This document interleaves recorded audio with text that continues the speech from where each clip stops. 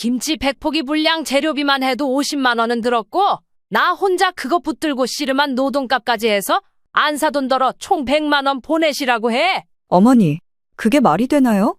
그럴 거면 저희 엄마 아빠도 차라리 김치를 사서 드셨겠죠.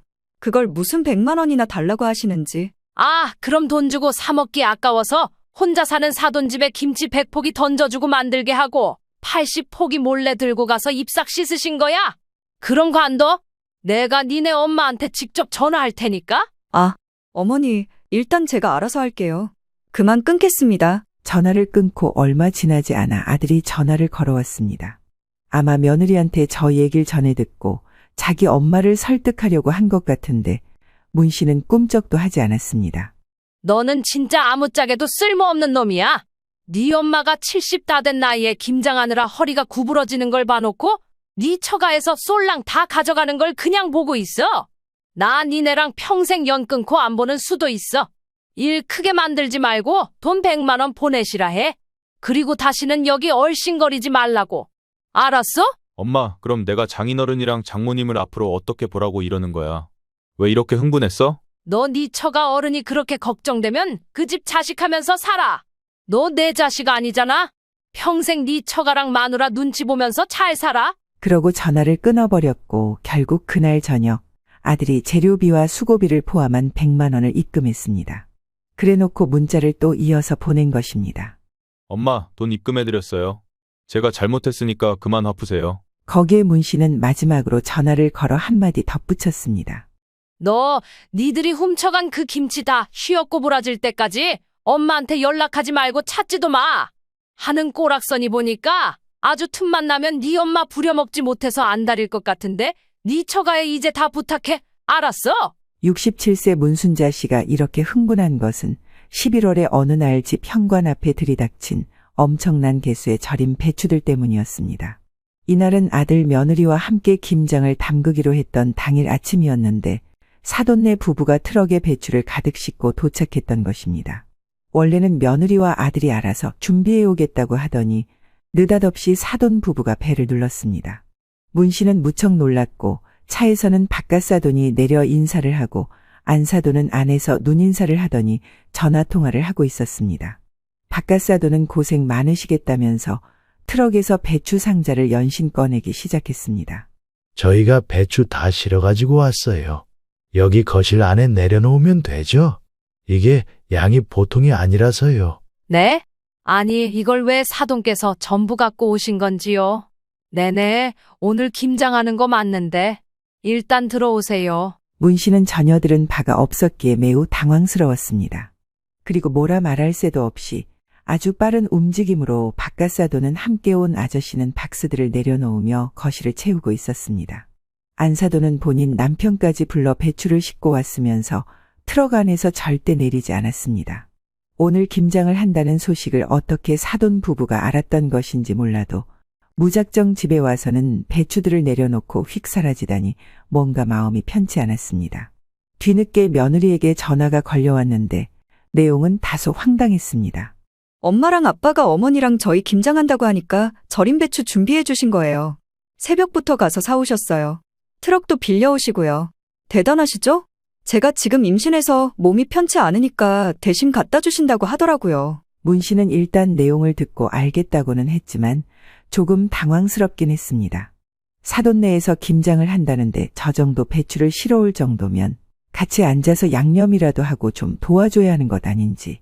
본인 딸이 지금 임신해서 얼마 도움도 안 되는데 안사돈은 정말 코빼기도 안 비추려는 건지 그대로 트럭과 함께 사라졌습니다. 일단 상황을 전해 듣기는 했으니 문 씨는 애써 마음을 다잡고 김장 준비를 시작하려 했습니다. 잠시 뒤 드디어 아들 부부가 집에 도착했습니다. 엄마, 우리 이제 뭐부터 하면 돼요? 아들이 무심히 물었지만 막상 손을 써서 돕기보다는 며느리만 신경 쓰는 눈치였습니다. 초반에는 며느리도 잠시 곁에 와서 배추를 정리하고 움직이기는 했습니다. 그런데 채 얼마 되지 않아 손을 배 위로 얹으며 힘들어 보이는 얼굴을 했습니다. 아, 어머니, 배가 좀 땡기는 것 같아요. 저 조금만 쉬어야 할 것 같아요. 며느리는 그렇게 한마디를 남기고는 이내 거실 소파에 드러누워 버렸습니다. 문 씨는 며느리가 임신 중이라 몸이 힘든 건 이해하려 했지만 상황이 참 난감하기만 했습니다. 하지만 그보다 더 황당한 건 아들이 며느리만 챙기느라 문 씨의 고생은 아예 신경 쓰지 않는 듯 했다는 겁니다. 괜찮아? 너무 무리하지 마. 나랑 엄마랑 같이 하면 되니까 자기는 누워있어.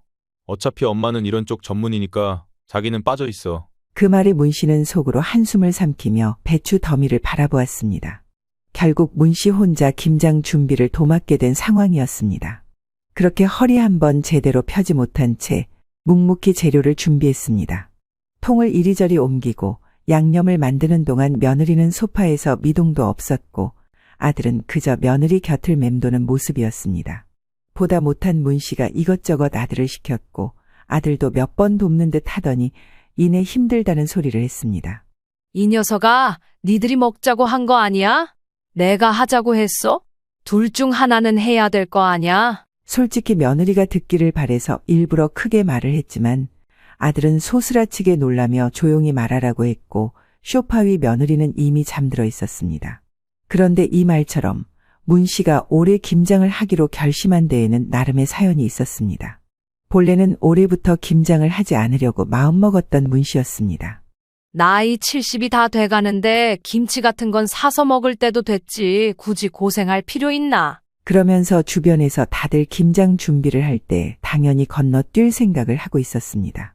그러던 중 얼마 전에 아들 부부가 집에 들렸고 반찬을 좀 싸주려던 차에 며느리가 말을 꺼낸 겁니다. 어머니, 올해 김장하실 거죠?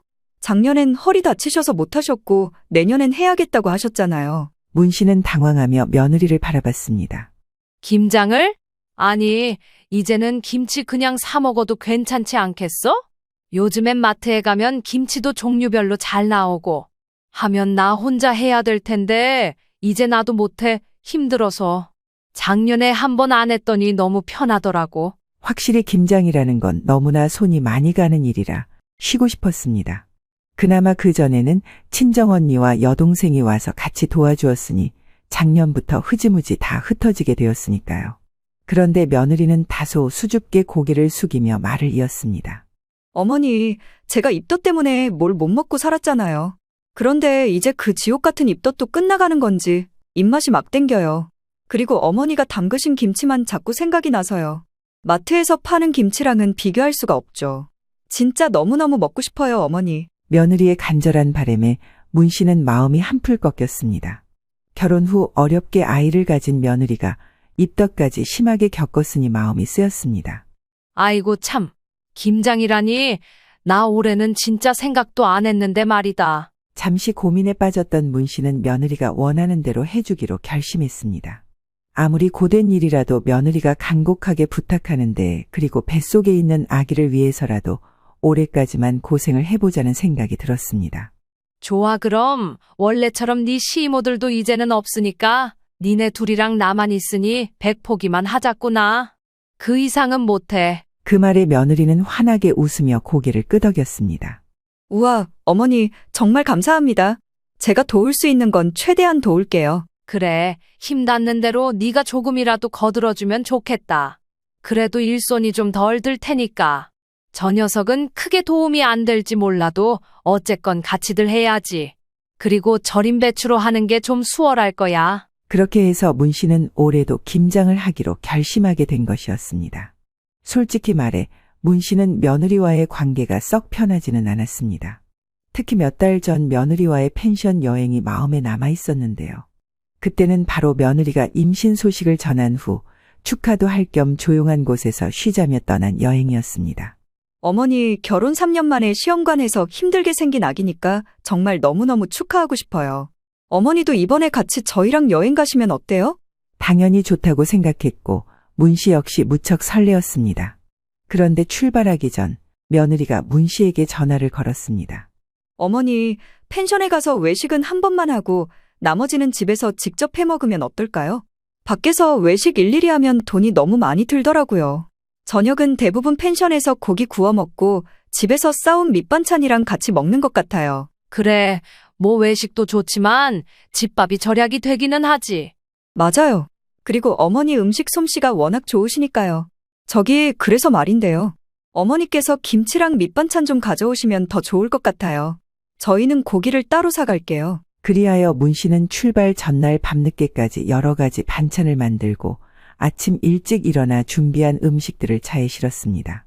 여정이 피곤했지만 며느리가 좋아할 생각에 마음은 뿌듯했죠. 펜션에 도착해서 잠시 정리할 새도 없이 며느리와 아들은 여기저기 사진을 찍으며 휴식을 즐기기 시작했습니다. 문 씨는 피곤한 몸을 이끌고 부엌에 들어가 저녁 준비를 시작했습니다. 하지만 문 씨가 혼자 부엌에서 고생하는 동안 아들은 며느리 옆에 탁 붙어서는 오직 자기 부인의 상태만 걱정하는 모습이었습니다.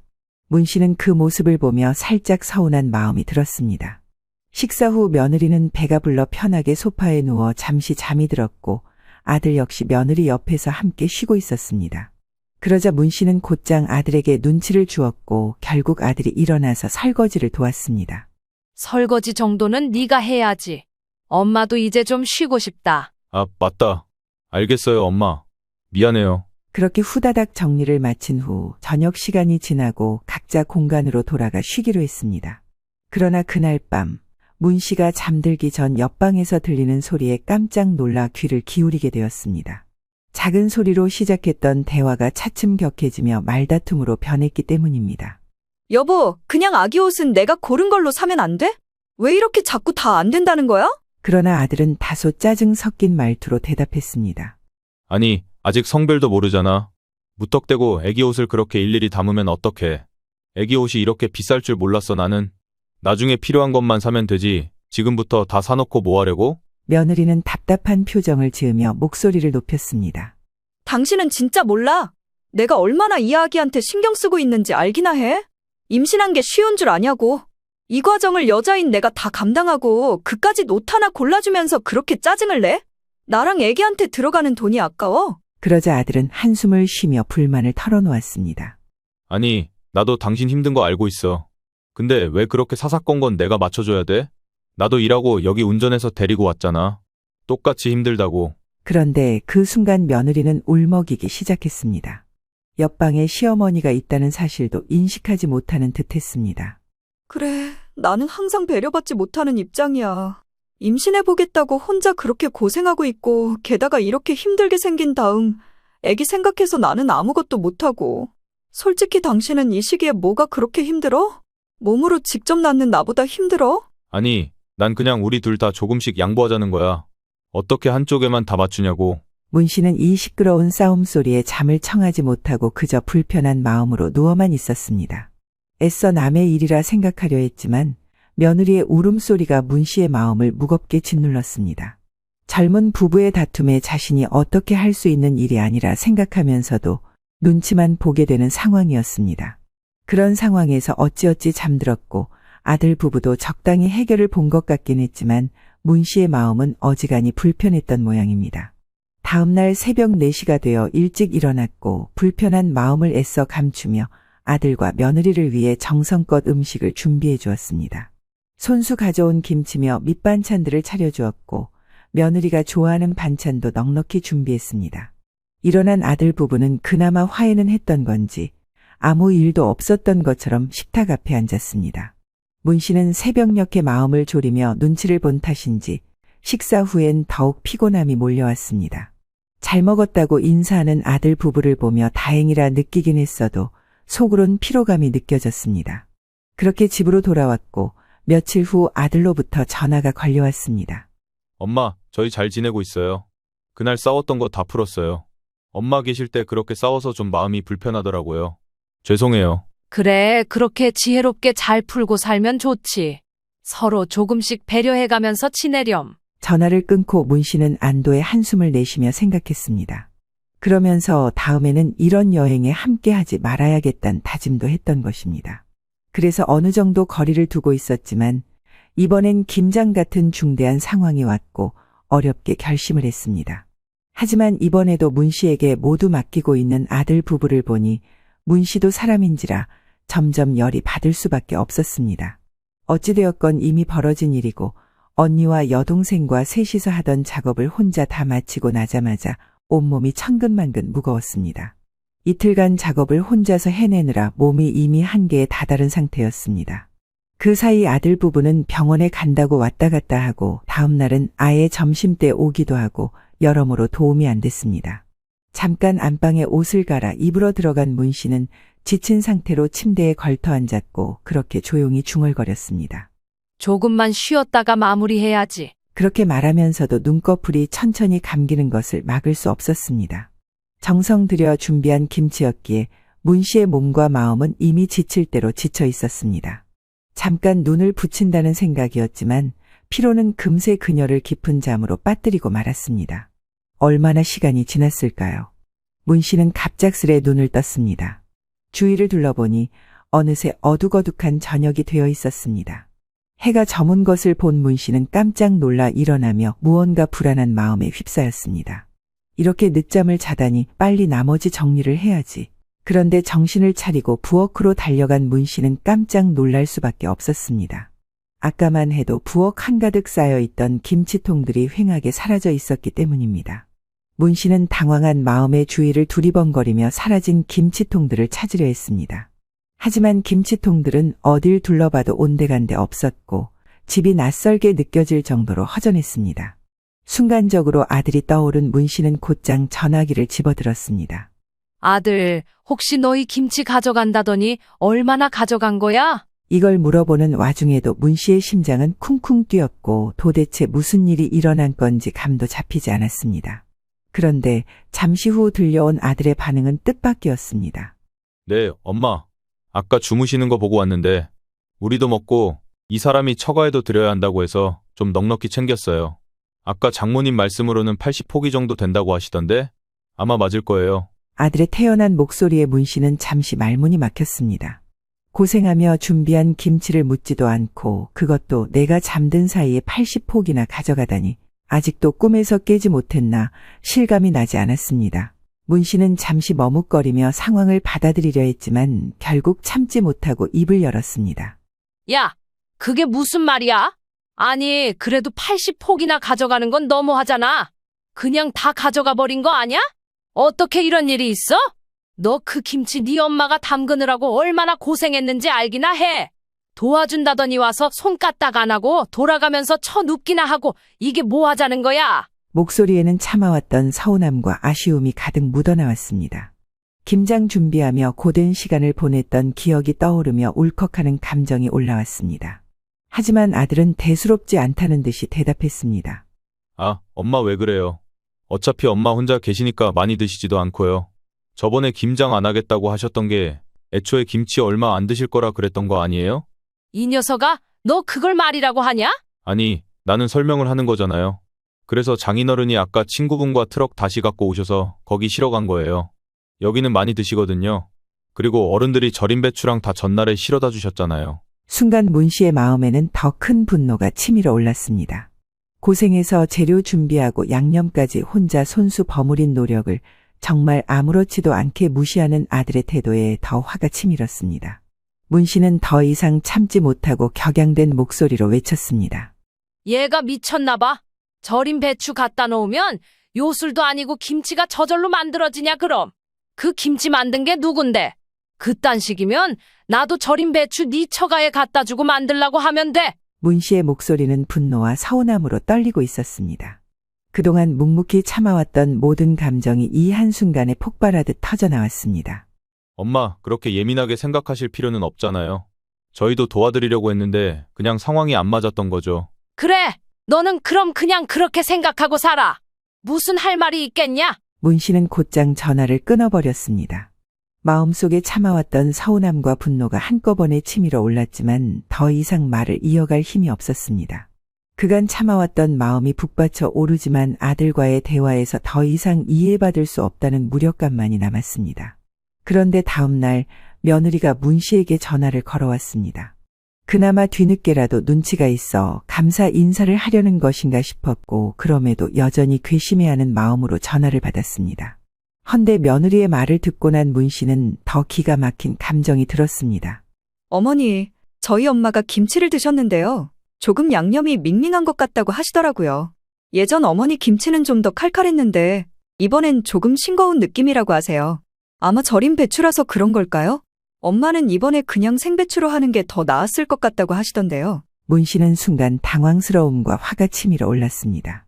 어디서 감히 맛평가를 할 일인가 싶어 속이 상했습니다. 이렇게 수고한 김장을 지적할 바에야 차라리 지들이 직접 담갔어야 했다는 생각이 들었습니다. 억지로 감정을 억누르며 문 씨는 며느리에게 차갑게 말했습니다. 그래, 내가 안사돈에게 직접 전화해서 물어볼 테니 너는 그만 끊으렴. 그런데도 며느리는 눈치가 없는 건지 해맑게 네하고 답하며 전화를 끊었습니다. 문 씨는 전화를 놓고 속으로 깊은 한숨을 내쉬며 안사돈과 며느리의 태도에 진절머리가 나기 시작했습니다. 자기 딸을 구슬려서 나를 김장하게 만들고 그렇게 고생해서 담근 김치 80포기를 거의 다 가져가다시피 했으면서도 감사의 인사 한마디 없었습니다. 그러고도 모자라 맛이 싱겁네, 절임 배추라 안 맞네 하며 평가질을 하고 있었던 겁니다. 그걸 또 자기 딸을 통해 전하게 하다니 그 얄밉고도 배은망덕한 태도에 눈앞이 어지러울 지경이었습니다. 며느리도 그렇고 안사돈 그렇고 그냥 정말 그 엄마의 그 딸이란 생각만 들었습니다. 누워서 어떻게든 마음을 가라앉히려 했지만 도저히 속이 풀리지 않았습니다. 집안에 배어있는 강한 김치 양념 냄새와 매캐한 마늘 냄새가 문 씨의 화를 더욱 돋구었습니다. 좋아, 눈에는 눈, 이에는 이다. 김치로 나를 골렸으니 김치로 끝장을 내주마. 매운맛을 보여줘야지. 아니, 삭힌 맛을 보여줘야겠어. 문 씨는 한참의 생각 끝에 안사돈에게 전화를 걸었습니다. 안사돈이 전화를 받자마자 문 씨는 대뜸 말했습니다. 안사돈, 안녕하세요. 김치는 잘 드시고 계신다면서요? 제가 그날 드리려다 못 챙겨드린 게 있어서요. 지금 문 앞에 내놓을 테니까 오늘 중 바깥 사돈이라도 오셔서 가져가시면 좋겠어요. 안사돈은 그저 반가운 듯 아주 천연덕스럽게 말했습니다. 어머, 뭔데요? 저 사돈 음식 너무 좋아하잖아요. 잘 됐네요. 문 씨는 순간 어이가 없었습니다. 80포기나 가져가 놓고도 여전히 미안한 기색 하나 없이 당연히 받아갈 생각만 하는 안사돈의 태도에 화가 치밀었습니다. 문 씨는 주방으로 가 음식들로 상자를 채웠고 현관문 앞에 그것들을 차곡차곡 쌓아두었습니다. 그리고 문 씨는 지친 몸을 풀어주기 위해 찜질방으로 향했습니다. 찜질방에 도착하자마자 따뜻한 온돌 바닥에 몸을 맡기고 찜질을 하며 한껏 피로를 풀었습니다. 한참 동안 땀을 빼고 시원하게 샤워까지 한 뒤 몸을 풀고 누우니 그동안 쌓였던 긴장이 서서히 풀리는 기분이었습니다. 푹 자고 일어난 문 씨는 기분 좋은 피로감에 몸을 일으켜 핸드폰을 확인했습니다. 그러고 얼마 안 되어 곧 문 씨의 얼굴에 미소가 번졌습니다. 여기 와 있는 사이 한 3시간쯤 되었을까 부재중 전화가 여러 개 걸려와 있었기 때문입니다. 며느리에게서만 3통의 전화가 와 있었고 안사돈에게서도 2통이나 걸려와 있었습니다. 이걸 보자 이제야 속이 풀리는 듯한 느낌의 문 씨는 만족스러웠습니다. 아마 집 앞에 내놓은 반찬통들을 다 차로 실어갔나 본데 그걸 확인하고도 남았을 시간이었으니까요. 거기에는 그간 문신의 김치냉장고에 오랫동안 묵혀두었던 다 쉬어빠진 묵은지와 오래된 꿀 그리고 손 떼지 않고 남겨두었던 깻잎 무침이나 무생채 등 아주 오랜 반찬들로 가득 차 있었습니다. 그렇게 김장통으로 3박스가 되었고 그걸 갖고 갔던 것입니다. 이것들을 하나하나 전부 통에 담을 때 묘한 통쾌함이 일었습니다. 그간 시원히 하지 못했던 속풀이를 직접 행동으로 보인다는 생각에 무언가 풀리는 듯한 기분이었죠. 찜질방에서 나가기 전 문 씨는 옷을 챙겨 입고 찜질방 휴게실에 앉아 며느리에게 전화를 걸었습니다. 신호가 몇 번 울리기도 전에 며느리가 전화를 받았습니다. 네, 어머님, 이제 전화를 주셨네요. 어딘가 어색한 듯한 며느리의 목소리가 들렸습니다. 문 씨는 차분히 그러나 의미심장하게 말했습니다. 그래, 무슨 일 있니? 나 잠깐 나와 있다. 잠깐의 침묵이 흘렀고 며느리는 어딘가 망설이는 듯한 목소리로 대답했습니다. 저기, 어머니, 저희 엄마한테 음식을 보내셨다는데 엄마가 엄청 놀라셨는데요. 상태가 너무 안 좋아서 깜짝 놀라셨대요. 한참 묵은 음식들 맞죠? 문 씨는 속으로 미소를 지으며 마치 아무렇지 않은 듯 대꾸했습니다. 그래, 내가 묵혀둔 것들 중에 오래된 것들도 좀 넣어서 보내드렸어. 김치도 손 많이 가는 거라서 정성껏 보내드린 건데 왜? 순간 며느리가 당황해하는 듯한 기색이 역력했지만 문 씨는 내심 그 모습을 상상하며 속이 더 시원해지는 것을 느꼈습니다. 어머니, 그런데 음식 상태가 너무 최악이던데요. 엄마가 그거 다 버리느라 돈까지 들었다고 하시는데, 그거 일일이 풀고 처리하면서 엄마가 알아놓으셨대요. 어머니, 입맛이 어떻게 되신 거 아니에요? 저희 엄마가 어머니 걱정하시더라고요. 기억력도 안 좋고 약간 치매 같은 게 오면 그럴 수 있다고요. 문 씨는 가만히 웃으며 대답했습니다. 멀쩡한 거 보내드렸는데 다 버리셨다니? 그럼 앞으로 음식은 드리지 않아야겠구나. 그리고 너도 그렇지. 어떻게 어른이 해다 준 음식을 싹 버렸다는 말을 그대로 전하고 있니? 내 기분은 생각도 안 하니? 아니, 어머니, 그런 뜻은 아니고요. 어머니 기분 나쁘시게 하려는 말은 아니에요. 게다가 말버릇이 그게 뭐니? 입맛이 어떻게 되었다니? 지금 나를 갖고 치매를 의심하는 거야? 내가 힘들게 해둔 김장 김치 100포기 중에 80포기를 너희 친정엄마가 가져가셨는데도 그냥 지켜봤더니 거기에 추가로 더 드시라고 음식까지 챙겨드렸는데 이런 소리를 들어야 하니? 며느리는 무척 당황한 듯 말을 잇지 못했습니다. 나 많이 기분 나쁘고 서운하구나. 됐고 당장 김치 80포기 여기 다시 돌려놓으라 해. 안 그러면 내가 찾아가겠다고. 이 말에 며느리는 흠칫하며 놀랐고 수습하려 했습니다. 그게 아니라 엄마가 어머니 정성은 당연히 고맙고 감사한데 그냥 이번에 주신 것만 좀 별로라는 거예요. 됐어. 당장 돌려놓으라고. 너희 어차피 나한테 묻지도 않고 김치 가져갔잖아. 나 기분 나빠서 다시 돌려받을 거야. 잠시 멈칫하던 며느리가 다시 날카롭게 말했습니다. 어머니, 절임 배추는 저희가 사다 드린 건데 여기에는 저희 친정엄마 아빠도 실어다 주셨잖아요. 서로 수고하신 건데 갑자기 이러시면 좀 곤란하네요. 문 씨는 어이없다는 듯 웃음을 터뜨리며 받아쳤습니다. 얘, 너 웃긴다. 절임 배추 갖다 놓으면 요술이라도 부려서 김장이 저절로 되니? 내 수고와 우리 집 내주고 종일 고생한 건 생각 안 하니? 너는 임신 핑계 대면서 손 하나 까딱 안 하고 시애미 부려먹으면서 양심도 없는 거니? 그건 아니고요. 제가 부려먹다니요. 저도 도와드리려고 했어요. 며느리가 다급하게 변명했지만 문 씨는 여유 없이 말을 이어갔습니다. 절임 배추를 너희 돈으로 샀으면 그게 너희 친정만 80포기 가져다 먹으라고 돈을 보탠 거니? 내 아들은 지 엄마 입은 생각도 안 했대. 그럼 나눠서 양쪽 집 50포기로 했어야지. 아니지. 양념 재료값은 내가 다 냈고 만들 공간까지 내가 제공했잖니? 노동도 내가 다 했는데 이렇게 따지면 80포기는 내가 가져야 되는 거 아니냐? 이 말에 며느리는 대답하지 못하고 침묵을 지켰습니다. 좋은 말로 할 때 당장 김치 여기 다 돌려놓으라 해. 아니다. 나도 남의 집 거쳐간 거 먹기 싫어. 대신 수고비 내놓으라고 해. 네? 수고비라니요? 그게 무슨 말씀이세요? 며느리는 당황해서 더듬거리며 되물었습니다. 김치 100포기 분량 재료비만 해도 50만 원은 들었고 나 혼자 그거 붙들고 씨름한 노동값까지 해서 총 100만 원 보내라 해. 어머니, 그건 좀 장난이 지나치신 것 같은데 그게 말이 되나요? 그럴 거면 저희 엄마 아빠도 차라리 김치를 사서 드셨겠죠.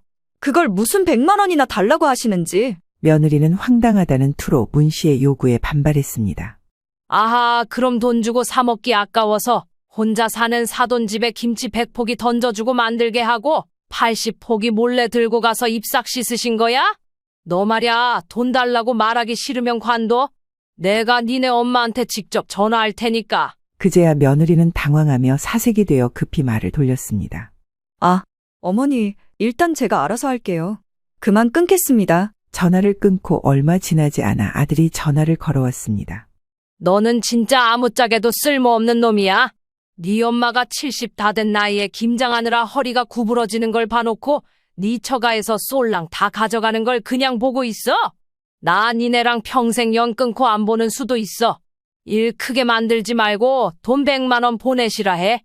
그리고 다시는 여기 얼씬거리지 말라고. 알았어? 엄마, 그럼 내가 장인어른이랑 장모님을 앞으로 어떻게 보라고? 왜? 너 그 집 자식해. 너 내 자식 아니잖아. 평생 네 처가랑 마누라 눈치 보면서 잘 살아? 그러고 전화를 끊어버렸고 결국 그날 저녁 아들이 재료비와 수고비를 포함한 100만 원을 입금했습니다. 문자를 또 이어서 보낸 것입니다. 엄마, 돈 입금해드렸어요. 제가 잘못했으니까 그만 화푸세요. 거기에 문 씨는 마지막으로 전화를 걸어 한마디 덧붙였습니다. 너, 니들이 가져간 그 김치 다 쉬었고 부러질 때까지 엄마한테 연락하지 말고 찾지도 마. 하는 꼬락서니 보니까 아주 틈만 나면 네 엄마 부려먹지 못해서 안달일 것 같은데 네 처가에 이제 다 부탁해. 알았어? 그러고 문 씨는 아들로부터 건네받은 100만 원을 찾아 그대로 통장에 다시 저금해 두었습니다. 이렇게 해두고 나니 속이 시원했습니다. 멋대로 사돈을 김장으로 부려먹은 저쪽 집안에 묵은 음식들 보내서 다 처리했고 냉장고도 비워졌고 나 먹고 싶은 거, 나 좋아하는 것들로 이제 냉장고를 채워보겠다고 결심했습니다. 며느리와 그쪽 친정 인간들 연락처는 진즉 차단시켜 두어서 뒷일은 알 바가 아니고 아들놈은 눈치껏 어쩌다 한 번씩 전화를 걸어오고 있지만 무시했더니 문자를 보내왔습니다. 곧 아기를 낳는다나 뭐라나 어쩌고 하고 있지만 문씨 본인의 화가 풀리고 며느리 얼굴 볼 기분이 생길 때까지는 안 보고 살 예정입니다.